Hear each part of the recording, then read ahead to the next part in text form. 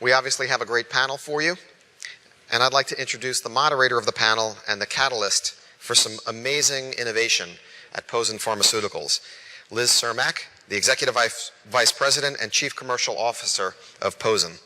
Liz is currently the EVP and CCO for POZEN Pharmaceuticals, a company taking a foundationally innovative approach to transforming healthcare, from the ground up and from the inside out.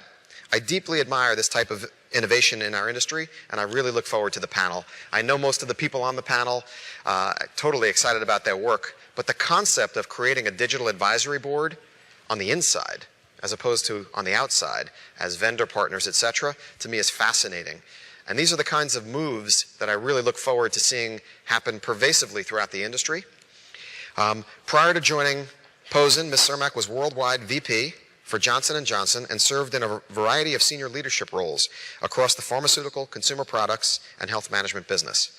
She has spent more than 25 years in the healthcare industry and has led a number of marketing and sales organizations, most notably the $1 billion women's health business at Ortho McNeil. Her RX and OTC experience spans therapeutic areas, including contraception, urology, pain, GI, CNS, anti-infectives, eye care, and hair loss, with a successful track record of launching new products and growing and globalizing leading brands. So please join me in welcoming Liz. All right, thank you. Good morning, everyone. It is great to be here. We are thrilled to come and talk to you about the kinds of things that we're doing at POZEN.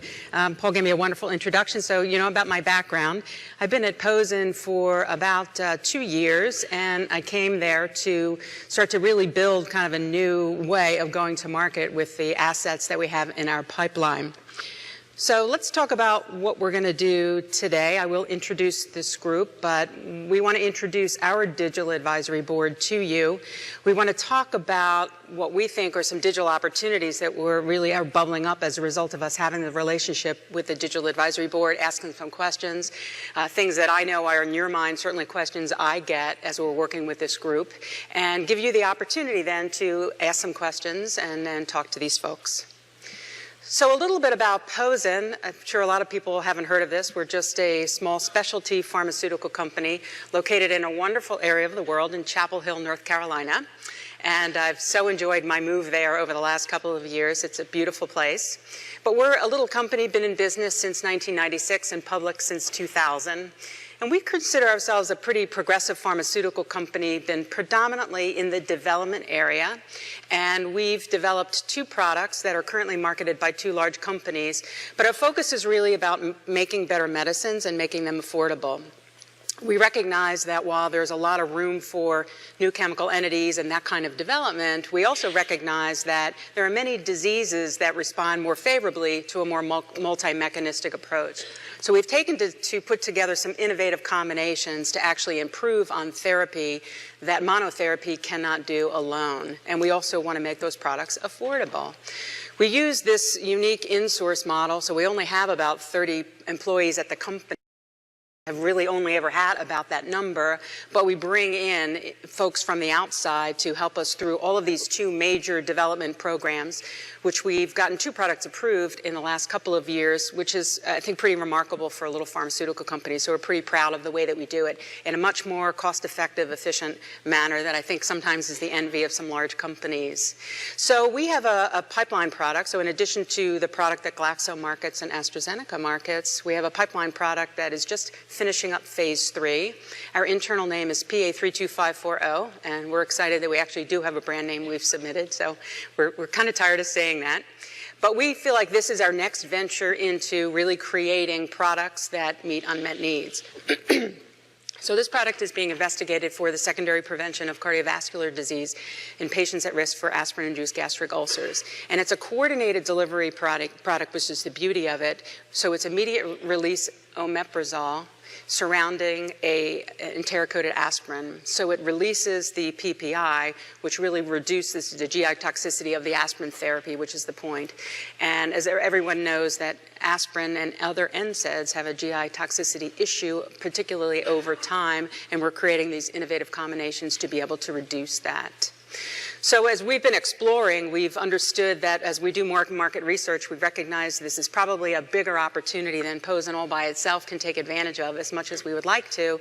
So we're now seeking some strategic business partners to help us market this in the US as well as worldwide. But we recognize that we're facing some challenges. So even though we're going down the partnership route, for the last couple of years, we've been actually formulating, well, what do we think that the new commercial model is going to be for us to be able to deliver affordable medicines in a cost-effective way to customers, but also be able to engage with them to get them interested in what it is that we can provide to them. And so we're fortunate enough not to have any legacy commercial infrastructure that we had to evaluate what we're going to do with. But we really took a clean slate. And we recognize that this statistic is front and center for everyone. And as much as the sales representative has been very valuable in building the business and the industry, it's being challenged by just some current realities, and docs are becoming increasingly inaccessible.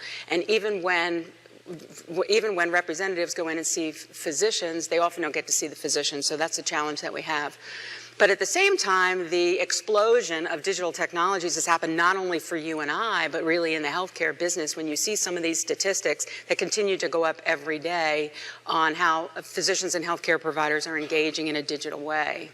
And consumers have been at it for a long time, as folks know, particularly in the consumer packaged goods world. Between going on the internet and researching or talking to each other, healthcare is social. People are making healthcare decisions by talking to each other, whether we like it or not. At the same time, the connectivity between physicians and patients is also growing, and this gives a pharmaceutical company the opportunity to be part of that dialogue to enhance patient outcomes. Who would have thought 5 years ago you could email your doctor and they would email you back? A lot of more interesting things are happening even today.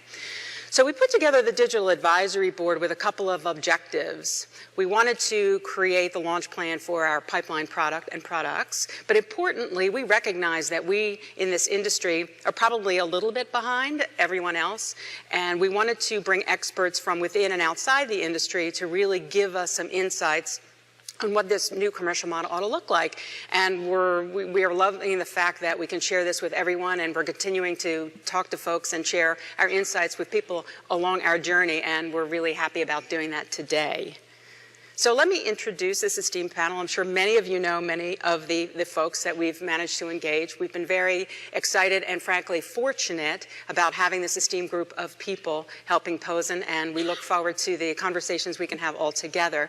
So first let me introduce Raj, all the way on the right. He's the CEO and founder of Healthy Nation, and Bonin Bough, who is a social media expert with PepsiCo currently. Marc Monseau, who's founder of MDM Communications and more recently was part of the Johnson & Johnson social media group. Dr. Daniel Palestrant, who was founder of Cermak and now is another spinoff, Pareto. And of course, Meredith Ressi, who's president of Manhattan Research.